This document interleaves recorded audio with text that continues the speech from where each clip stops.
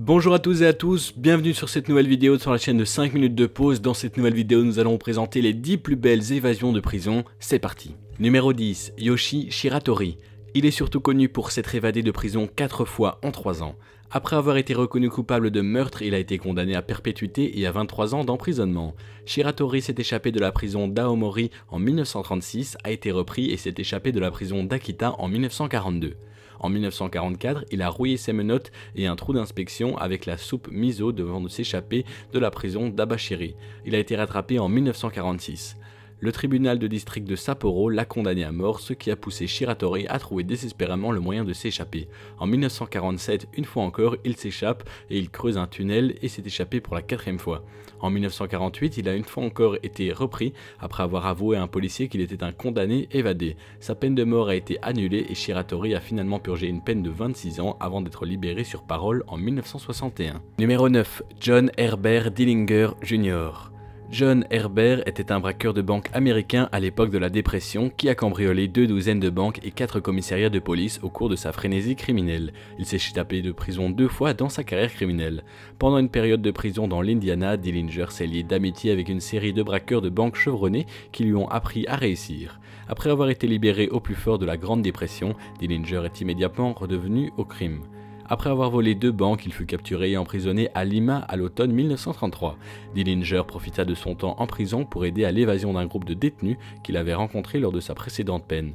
Les détenus ont introduit clandestinement des armes à feu dans leur cellule de prison où ils s'échappaient 4 jours seulement après la capture de Dillinger. Le groupe est ensuite retourné à la prison, imitant les officiers de la prison d'Indiana State et a réussi à libérer Dillinger dans sa cellule. Après une autre série de vols de banque, Dillinger est de nouveau capturé en 1934 et envoyé à la prison de Crown Point. La police s'est vantée aux médias que la prison était une preuve d'évasion. Cela s'est avéré complètement faux lorsque Dillinger a fabriqué un faux pistolet à partir d'un morceau de bois en utilisant soi-disant des étagères de sa cellule et un rasoir pour le sculpter. Dillinger a trompé un gardien pour qu'il ouvre sa cellule puis a pris 17 hommes en otage avant de les attirer vers le bloc des cellules et de tous les enfermer dans sa propre cellule. Il s'est ensuite enfoui. Dillinger a évité la police dans 4 états avant de prendre fin le 22 juillet 1934 après avoir été informé de sa situation à Chicago. Dillinger a été touché à 3 reprises et déclaré mort peu de temps après. Numéro 8. Alfred George Innes. Alfred George Innes était un criminel britannique qui a réussi à sortir de 3 prisons de haute sécurité alors qu'il purgeait une peine de 12 ans d'emprisonnement. Innes s'est d'abord échappé de la prison de Nottingham en 1958 où il a réussi à franchir des portes verrouillées et à franchir un mur de prison de 20 pieds pour retrouver sa liberté. Cet exploit lui a valu le nom de Houdini Innes en référence au très célèbre magicien. Il a parcouru l'Europe pendant sa fuite travaillant comme peintre décorateur avant d'être appréhendé après 248 jours de liberté. Innes a utilisé sa nouvelle arrestation à son avantage, intentant une action en justice contre les autorités et trouvant ainsi un motif d'escorte au palais de justice. Les complices ont fourni à Innes un cadenas et des yeux de vis fixés à une cabine de toilette. Ainsi, tout en étant escorté aux toilettes, Innes a emmené les 2 gardes dans la cabine et les a enfermés. En s'échappant dans la Fleet Street, Innes s'est dirigé vers l'aéroport où il a été capturé, 5 heures plus tard. La 3e et dernière évasion de Innes eut lieu moins d'1 an au plus tard quand il s'échappa de la prison de Chelmsford.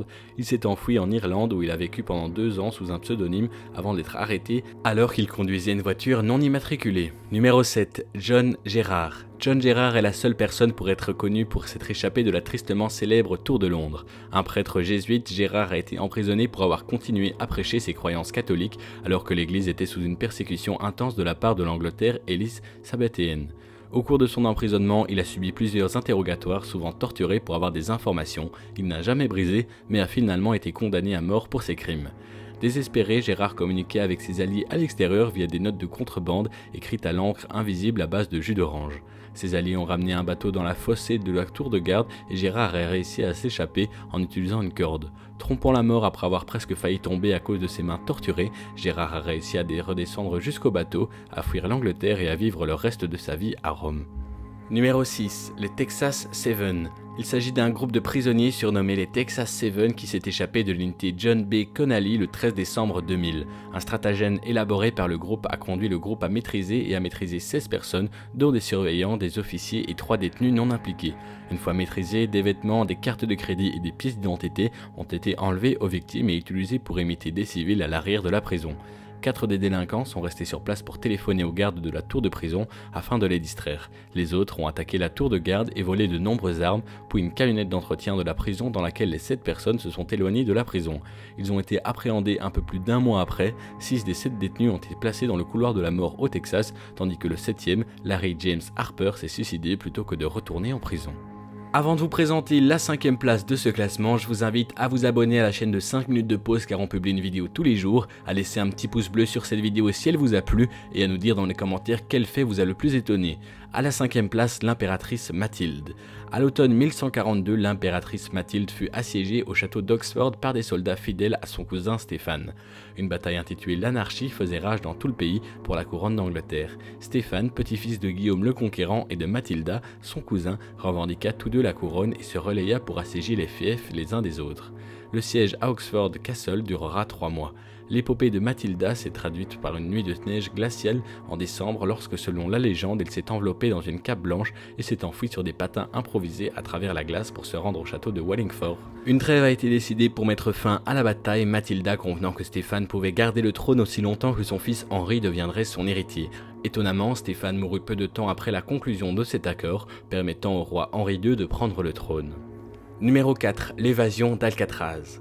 En juin 1962, 3 prisonniers de la tristement célèbre île d'Alcatraz s'échappent et disparaissent mystérieusement. Un complot imaginé par un autre détenu, Allen West, a vu Frank Morris, John Anglin et son frère Clarence passer 2 ans à creuser un échappatoire à travers les parois de la cellule et à construire un radeau pour rejoindre la liberté. Des mannequins ont été placés dans les lits des 3 prisonniers pour tromper les gardes de la prison. Ce n'est que le lendemain matin que les gardes découvrent qu'ils étaient partis. Des éléments du radeau et des gilets de sauvetage ont ensuite été retrouvés dans la baie, ainsi que certains effets personnels des prisonniers, ce qui a conduit les enquêteurs à conclure que les hommes s'étaient noyés. Le FBI a officiellement clos le dossier le 31 décembre 1979, concluant qu'aucune preuve crédible n'indiquait que les hommes étaient toujours en vie. Cependant, aucun corps n'a jamais été découvert. Numéro 3. Ronald Arthur Biggs, plus connu sous le nom de Ronnie Biggs, est tristement célèbre pour son rôle dans le grand vol du train de 1963 et pour ses 36 années de fugitif jusqu'à sa reddition volontaire en 2001. Capturé et envoyé en prison pour sa Biggs ne purgera que 19 mois de sa peine d'emprisonnement avant de s'évader de la prison de Wandsworth le 8 juillet 1965 en escaladant un mur avec une échelle et une corde en tombant dans une camionnette qui l'attendait. Il s'est enfui à Bruxelles en bateau puis à Paris où il a acquis une nouvelle identité et a subi une chirurgie plastique. Ses 36 années de fuite ont été principalement consacrées à l'Australie et au Brésil. Le 7 mai 2001, Ronnie est retourné volontairement au Royaume-Uni et a été immédiatement arrêté. Numéro 2. L'évasion en labyrinthe. L'évasion de labyrinthe de la prison de H.M. était le lieu de la plus grande évasion de prison de l'histoire britannique. Le 25 septembre 1983, 38 prisonniers s'échappèrent de la prison à sécurité maximale, largement considérée comme l'une des prisons les plus protégées d'Europe. Des barrières de 15 mètres de haut et des murs de béton épais de 18 cm, recouverts de barbelés et encerclés du bloc H et de solides portes en acier barraient toutes les sorties du complexe pénitentiaire. Les prisonniers ont planifié l'évasion sur plusieurs mois. 2 complices, Bobby Storey et Gary Kelly, ont commencé à travailler comme préposés à l'ordre pour identifier les faiblesses du système, et 6 armes de poing ont été introduites en contrebande dans la prison en exploitant ces points faibles. Juste après 14h30, les prisonniers ont pris le contrôle en prenant simultanément les agents dans la prison en otage et en détournant un camion qui livrait de la nourriture au quartier. Les agents du poste de contrôle ont également été pris en otage et après plusieurs tentatives, la porte principale a été ouverte. Abandonnant le camion après la construction d'un barrage routier improvisé par 2 voitures de police juste devant la prison, les prisonniers se sont échappés par-dessus une clôture. La prison a été sécurisée à 16h18 avec 38 prisonniers en moins.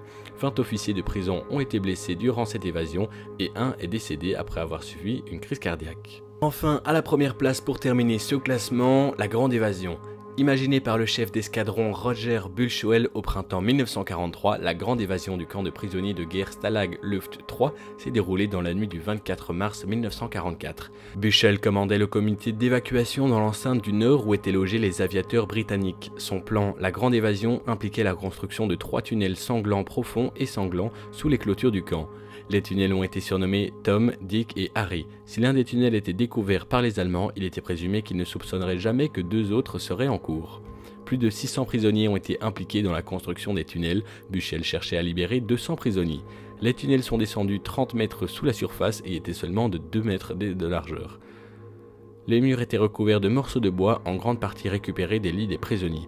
Les prisonniers étaient très inventifs avec leurs objets récupérés, les boîtes de conserve sont devenues des pelles et des bougeoirs. Les bougies ont été fabriquées à partir de la graisse provenant de la soupe servie dans le camp, tandis que les mèches ont été créées à partir de vieux vêtements. Le sable creusé dans les tunnels était discrètement dispersé pendant que les prisonniers faisaient le tour du camp. Les 200 évadés potentiels ont été divisés en deux groupes. Le premier groupe de 100 personnes, appelé auteurs d'infractions en série, avait une place garantie et comprenait des prisonniers qui parlaient bien l'allemand ou qui avaient des antécédents d'évasion. 70 des hommes ont été choisis parce qu'ils étaient considérés comme ayant contribué le plus au tunnel. Le deuxième groupe a été choisi par tirage au sort.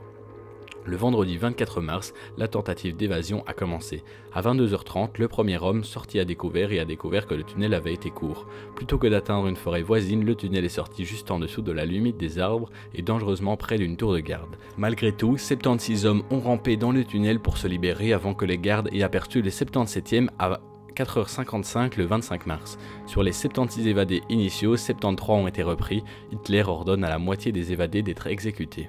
C'est tout pour cette vidéo sur les 10 évasions les plus spectaculaires de l'histoire. Dites-moi dans les commentaires ce que vous en avez pensé. Je vous invite à laisser un petit pouce bleu et à vous abonner si ce n'a pas encore été fait. Et moi je vous dis à rendez-vous demain dans une nouvelle vidéo. Salut à tous.